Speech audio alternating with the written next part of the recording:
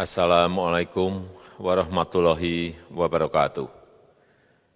Bapak, Ibu, saudara-saudara sebangsa setanah air, pagi tadi saya telah memimpin rapat terbatas secara virtual tentang Undang-Undang Cipta Kerja bersama jajaran pemerintah dan para gubernur. Dalam undang-undang tersebut terdapat 11 klaster yang secara umum bertujuan untuk melakukan reformasi struktural dan mempercepat transformasi ekonomi. Adapun klaster tersebut adalah urusan penyederhanaan perizinan, urusan persyaratan investasi, urusan ketenagakerjaan, urusan pengadaan lahan, urusan kemudahan berusaha, urusan dukungan riset dan inovasi, urusan administrasi pemerintahan, urusan pengenaan sanksi, urusan kemudahan pemberdayaan dan perlindungan UMKM, urusan investasi dan proyek pemerintah, serta urusan kawasan ekonomi. Dalam rapat terbatas tersebut, saya tegaskan mengapa kita membutuhkan Undang-Undang Cipta Kerja. Pertama, setiap tahun ada sekitar 2,9 juta penduduk usia kerja baru, anak muda yang masuk ke pasar kerja, sehingga kebutuhan atas lapangan kerja baru sangat-sangat mendesak. Apalagi di tengah pandemi, terdapat kurang lebih 6,9 juta pengangguran dan 3,5 juta pekerja terdampak pandemi COVID-19. Dan sebanyak 87% dari total penduduk bekerja memiliki tingkat pendidikan setingkat SMA ke bawah, di mana 39% berpendidikan sekolah dasar. Sehingga perlu mendorong penciptaan lapangan kerja baru, khususnya di sektor padat karya. Jadi, Undang-Undang Cipta Kerja bertujuan untuk menyediakan lapangan kerja sebanyak-banyaknya bagi para pencari kerja serta para pengangguran. Kedua, dengan Undang-Undang Cipta Kerja akan memudahkan masyarakat, khususnya usaha mikro kecil, untuk membuka usaha baru. Regulasi yang tumpang tindih dan prosedur yang rumit dipangkas. Perizinan usaha untuk usaha mikro kecil, UMK, tidak diperlukan lagi. Hanya pendaftaran saja. Sangat simpel. Pembentukan PT atau perseroan terbatas juga dipermudah. Tidak ada lagi pembatasan modal minimum. Pembentukan koperasi juga dipermudah. Jumlahnya hanya 9 orang saja. Koperasi sudah bisa dibentuk. Kita harapkan akan semakin banyak koperasi-koperasi di tanah air. UMK, usaha mikro kecil, yang bergerak di sektor makanan dan minuman. Sertifikasi halalnya dibiayai pemerintah, artinya gratis. Izin kapal nelayan penangkap ikan misalnya, hanya ke unit kerja Kementerian KKP saja. Kalau sebelumnya harus mengajukan ke Kementerian KKP, Kementerian Perhubungan, dan instansi-instansi yang lain. Sekarang ini cukup dari unit di Kementerian KKP saja. Ketiga, Undang-Undang Cipta Kerja ini akan mendukung upaya pencegahan dan pemberantasan korupsi.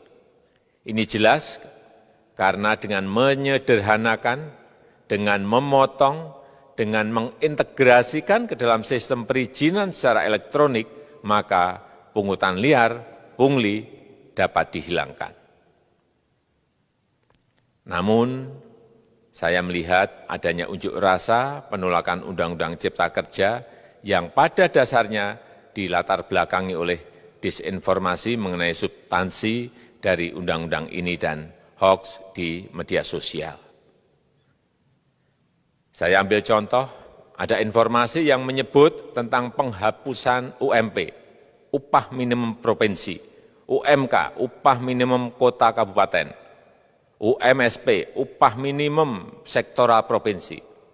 Hal ini tidak benar, karena faktanya upah minimum regional, UMR, tetap ada. Ada juga yang menyebutkan bahwa upah minimum dihitung per jam. Ini juga tidak benar. Tidak ada perubahan dengan sistem yang sekarang. Upah bisa dihitung berdasarkan waktu dan berdasarkan hasil.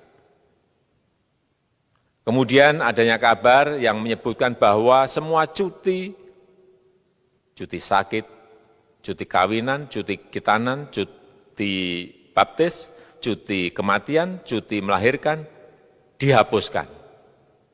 Dan tidak ada kompensasinya. Saya tegaskan juga ini tidak benar.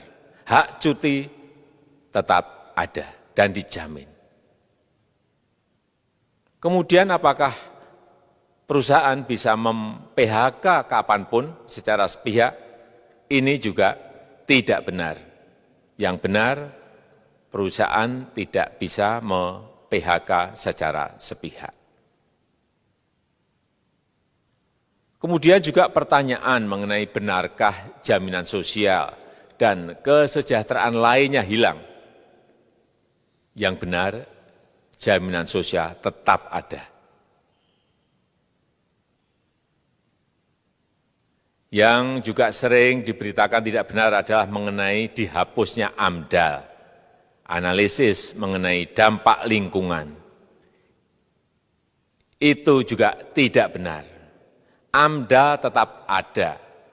Bagi industri besar harus studi AMDAL yang ketat. Tetapi bagi UMKM lebih ditekankan pada pendampingan dan pengawasan. Ada juga berita mengenai Undang-Undang Cipta Kerja ini mendorong komersialisasi pendidikan. Ini juga tidak benar. Karena yang diatur hanyalah pendidikan formal di kawasan ekonomi khusus, di KEK. Sedangkan perizinan pendidikan tidak diatur di dalam Undang-Undang Cipta Kerja ini. Apalagi perizinan untuk pendidikan di pondok pesantren. Itu tidak diatur sama sekali dalam Undang-Undang Cipta Kerja ini. Dan aturannya yang selama ini ada tetap berlaku. Kemudian diberitakan bahwa keberadaan bank tanah. Bank tanah ini diperlukan untuk menjamin kepentingan umum, kepentingan sosial, kepentingan pembangunan nasional, pemerataan ekonomi, dan konsolidasi lahan serta reforma agraria. Ini sangat penting untuk menjamin akses masyarakat terhadap kepemilikan tanah, kepemilikan lahan. Dan kita selama ini tidak memiliki bank tanah. Saya tegaskan juga bahwa Undang-Undang Cipta Kerja ini tidak melakukan resentralisasi kewenangan dari pemerintah daerah ke pemerintah pusat. Tidak ada. Perizinan berusaha dan pengawasannya tetap dilakukan oleh pemerintah daerah sesuai dengan NSPK, norma, standar, prosedur, dan kriteria yang ditetapkan pemerintah pusat. Ini agar dapat tercipta standar pelayanan yang baik di seluruh daerah. Dan penetapan NSPK ini dapat nanti akan diatur di dalam PP atau peraturan pemerintah. Selain itu, kewenangan perizinan untuk non-perizinan berusaha tetap ada di Pemda, sehingga tidak ada perubahan.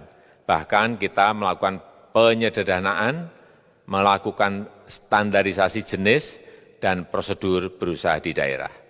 Dan perizinan berusaha di daerah diberikan batas waktu. Ini yang penting di sini. Jadi ada service level of agreement. Permohonan perizinan dianggap disetujui bila batas waktu telah terlewati. Saya perlu tegaskan pula bahwa Undang-Undang Cipta Kerja ini memerlukan banyak sekali peraturan pemerintah atau PP dan peraturan presiden atau Perpres. Jadi setelah ini akan muncul PP dan Perpres yang akan kita selesaikan paling lambat 3 bulan setelah diundangkan. Kita pemerintah membuka dan mengundang masukan-masukan dari masyarakat dan masih terbuka usulan-usulan dan masukan dari daerah-daerah. Pemerintah berkeyakinan melalui Undang-Undang Cipta Kerja ini jutaan pekerja dapat memperbaiki kehidupannya dan juga penghidupan bagi keluarga mereka. Dan kalau masih ada, jika masih ada ketidakpuasan terhadap Undang-Undang Cipta Kerja ini, silahkan mengajukan uji materi atau judicial review melalui MK, Mahkamah Konstitusi. Sistem ketatanegaraan kita memang mengatakan seperti itu. Jadi, kalau masih ada yang tidak puas dan menolak, silahkan diajukan uji materi ke MK. Saya rasa itu yang bisa saya sampaikan pada kesempatan yang baik ini. Terima kasih. Wassalamualaikum warahmatullahi wabarakatuh.